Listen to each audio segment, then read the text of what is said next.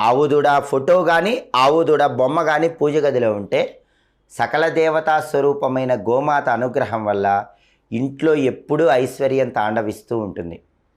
అలాగే పూజ గదిలో చిన్న ఛత్రం ఉంటే చాలా మంచిది. ఛత్రము అంటే గొడుగు అని అర్థం. వెండితో కానీ పంచలోహాలతో కానీ రాగితో కానీ చేసిన చిన్న గొడుగుని పూజ గదిలో ఒక మూల పెట్టుకోండి. ఛత్రం సమర్పయామి అంటూ దేవుడికి పూజ చేస్తాం. అందుకని ఛత్రం చిన్న గొడుగు ఉంటే చాలా మంచిది.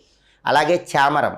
చామరం అంటే పూజ పూర్తయిన తర్వాత ఇలా భగవంతుడికి ఉపచారం చేస్తాం. చామరంతో ఇలా వీస్తాం. దాన్ని చామరం అంటారు. చిన్న చామరం పూజ గదిలో ఉంటే చాలా మంచిది.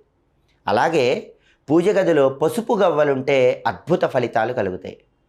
గవ్వలను మీరు వెనక్కి తిప్పి చూసినప్పుడు పసుపు రంగులో కనిపిస్తే వాటిని పసుపు గవ్వలు అంటారు. పసుపు గవ్వలు లక్ష్మీదేవికి చాలా ఇష్టం. ఏ ఇంట్లో అయితే పూజ గదిలో ఒక 9